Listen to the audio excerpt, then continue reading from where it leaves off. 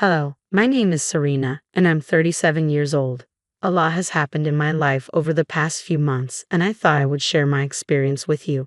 I also want to give a word of caution. Always listen to your gut. Not all family members can be trusted, and it's better to be safe than sorry. My story begins when I met my husband, Danny. We both worked at the same company, albeit in different departments. We first crossed paths at a company celebration that brought all the departments together. Danny and I hit it off instantly, spending the entire event engrossed in conversation. We exchanged numbers at the end of the night, and soon after, we started dating. After 3 wonderful years together, we decided to get married. Our wedding day was the happiest day of my life.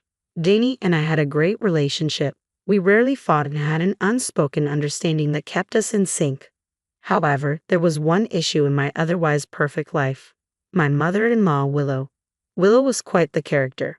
While she could be pleasant, she also had moments of rudeness and would sometimes make snide remarks or even insult me outright. Thankfully, Danny always stood up for me, which I appreciated. The main problem with Willow was her forgetfulness. Whether it was due to an actual memory issue or something else, she constantly forgot things. Despite our suggestions to seek help, she refused, insisting she was fine. But I started noticing that her forgetfulness seemed selective, especially when it came to me.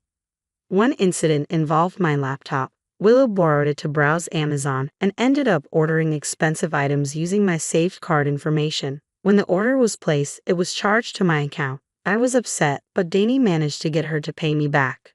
Another time, Danny and I were planning a short trip and needed someone to care for our cat. My friends were unavailable, and my parents were out of town, so I reluctantly asked Willow.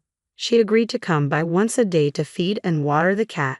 When we returned, our house was infested with ants and my cat's food bowl was overflowing and crawling with them. My poor cat was itchy all over from the ants. Furious, Danny and I went to Willow's house. "Welcome back. It's lovely to see you both," she said. "Really, what did you do?" I asked, unable to hide my anger. "I asked you to do one thing, Mom. Why didn't you take care of the cat?" "What are you talking about?" "I did. I filled the bowls with food and water." "Yeah, you overfilled them, and now the house is crawling with ants. The cat couldn't eat or drink because of them. Did you even go over every day like I asked?" "I went over the first day after you left and filled the bowls really well. I figured if I put a lot of food and water, the cat would be fine for a while." "Mom, that's not how it works, and you know it. Pardon me for not knowing how to take care of pets. You know I hate them." "So you only went over one day?" "Yeah, I forgot about the cat after that. If you knew you couldn't take care of the cat, why didn't you just tell me? I wouldn't have asked you." "Look, is the cat alive?" "Yes, that's all that matters." "That was a very crappy thing for you to do. I need you to apologize to Serena." "Sorry, Serena. I was really upset about how casually Willow treated the whole situation. Even after she apologized, she didn't seem remorseful. I walked away because I didn't trust myself not to explode at her. I was fuming, and seeing her act like it was no big deal made me want to scream. Danny followed me out and apologized on his mother's behalf, but I wouldn't let him. He had nothing to do with her actions. We got the ant infestation taken care of, and a vet visit later, my cat was fine. I'm sharing this story because in hindsight, I should have recognized the signs of Willow's callousness and carelessness. If I had stood up to her then, I could have avoided a lot of pain later on. About a year after the cat incident, I got pregnant with my son Eric. The pregnancy was tough, with all the worst symptoms. To make things worse, I went into labor early and Eric was born prematurely. I couldn't hold him for 2 weeks. Those 2 weeks were incredibly hard on Danny and me. When I finally held my son, I knew I could never let anything bad happen to him. Danny felt the same way, and we decided not to let anyone from our families or friends meet our baby immediately. We wanted some family bonding time and to protect Eric during his most vulnerable months. I took time off work to care for Eric.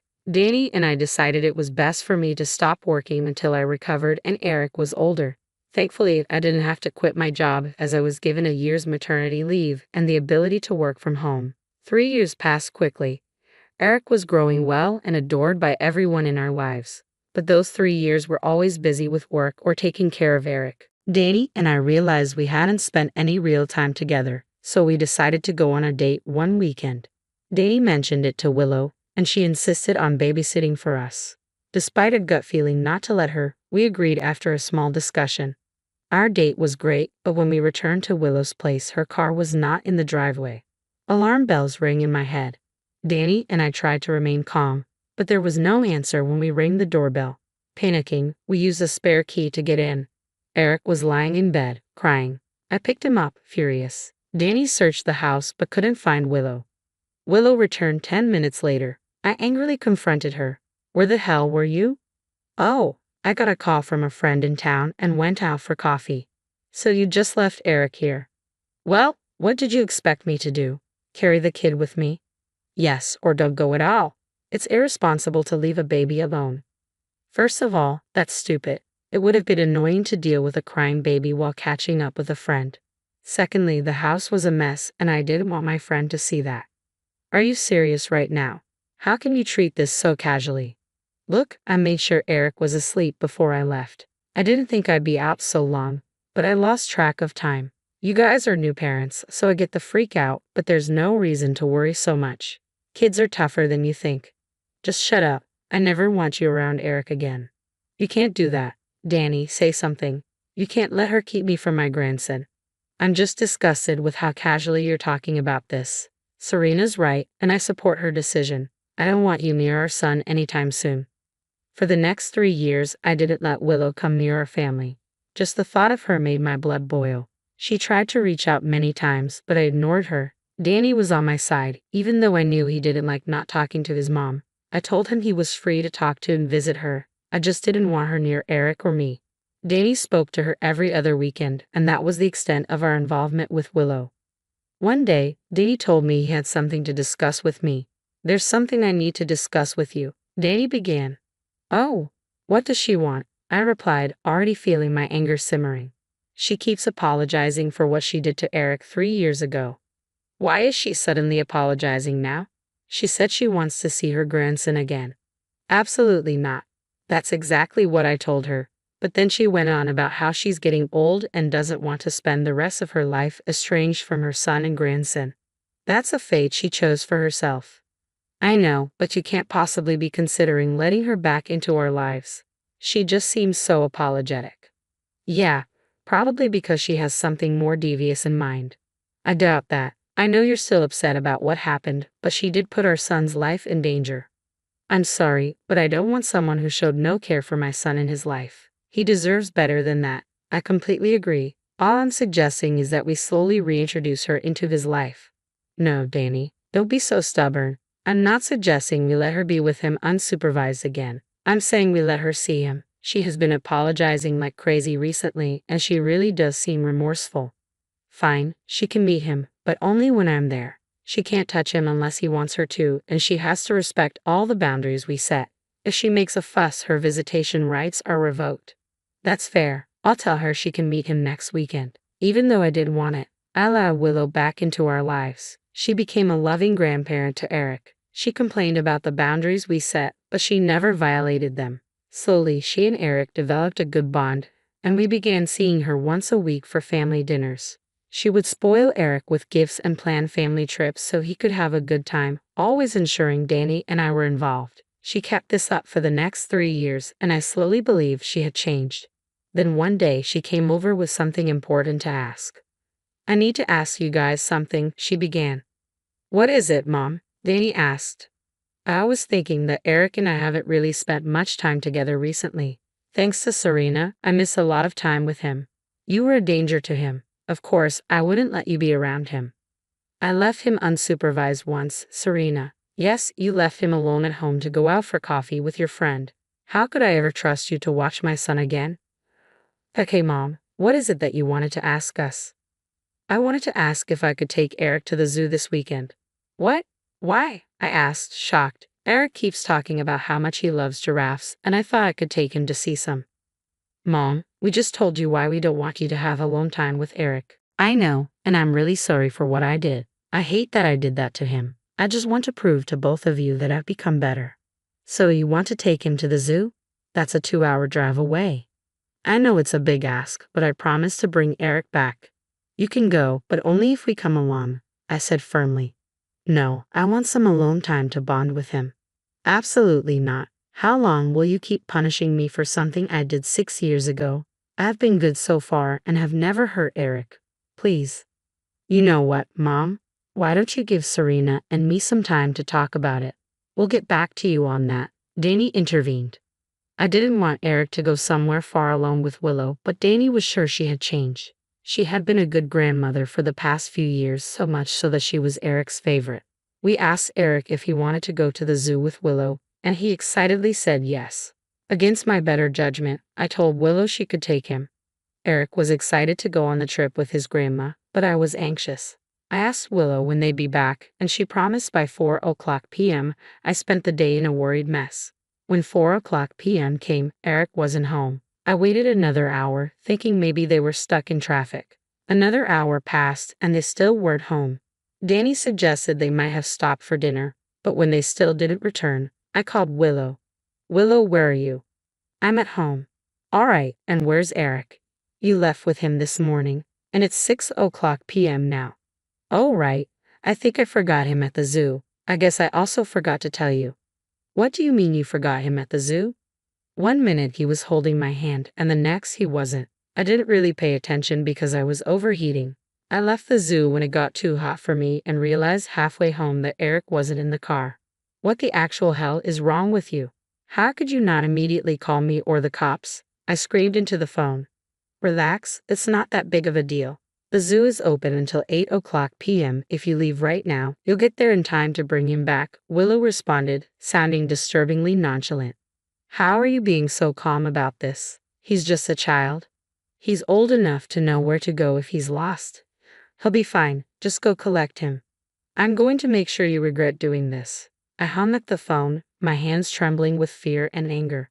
Danny and I drove as fast as we could to the zoo. He kept apologizing for convincing me to let Willow take Eric, but I knew I should have been smarter about the decision. It was only natural to trust someone who was supposed to be family. On the way to the zoo, I managed to get in contact with the management. They informed me that Eric was okay sitting in the security room. I told them we were on our way, and they assured me he was safe and would be there when we arrived. When we got to the zoo, it had closed, but the security was waiting for us. They led us to Eric, who began crying as soon as he saw us. He clung to us for a good 5 minutes, refusing to let go. The security guards informed us that he had cried for hours until he finally went silent. Danny and I tried to ask him questions, but he wouldn't talk. He was still scared and wouldn't stop crying. On the drive back home, I sat in the back with him. My heart ached for him, and I knew I needed to put Willow in her place. I told Danny that I wanted to get the cops involved, and he agreed. We called the police and reported everything Willow had done. They said they'd bring her in and needed Danny and me to make statements. An hour later, Willow called me. Why are there cops at my door? She demanded. I told you it'd make you regret it, I replied coldly. It wasn't a big deal. You got the police involved in this. You put my child's life in danger. Why wouldn't I get the law involved? You got him back, didn't you? I was only trying to get back at you for keeping him away from me for so long. It's not that deep. So you decided to traumatize my child for some petty revenge. The kid will get over it. You need to stop coddling him. This is why men in this generation are so sensitive. You need to teach your kid to be a man. My child is a child. His gender doesn't matter. He's expressing how scared he was when you abandoned him in a crowded place hours away from home. Get the cops away from here now. They won't stop banging on my door. What would you have done if Eric got injured or kidnapped? Would you be this nonchalant? He's fine. Stop talking about hypotheticals. You deserve jail time. I will press charges, and there's nothing you can do about it. Goodbye, Willow. After that, Danny, Eric, and I were called to the police station to give our statements. Danny and I both recounted instances of Willow being careless and endangering Eric. Then the cops asked Eric to tell them what had happened. He was afraid, but I managed to calm him down. One of the officers offered him a donut, which helped him relax a bit. He didn't talk for a while, still processing everything. The police let us take our time. Danny and I engaged Eric's attention, trying to make him feel safe. Finally, Eric opened up and told us and the police that Willow had left him at the zoo in front of the lion enclosure. She had told him she had a surprise and made him cover his eyes and count to 10. When he opened his eyes, she was gone, and she never came back for him. Thankfully, he found security who kept him safe until we arrived. I was furious and asked the police to be serious about dealing with Willow. They assured me they would. Over the next few months, Danny and I attended several court trials against Willow. She was charged with child desertion and endangerment and was eventually sentenced to 10 years in jail. Willow looked devastated, but I felt a weight lifted off my shoulders. I no longer had to worry about my son being put in dangerous situations by her. Eric has been getting better. One of the first things Danny and I did after the incident was put him in therapy. It has been helping him a lot. Danny and I are slowly getting through this as well. I know it's been harder for Danny, considering his own mother put his son's life in danger. It's slow progress, but we're learning to live normally again. Thank you for listening.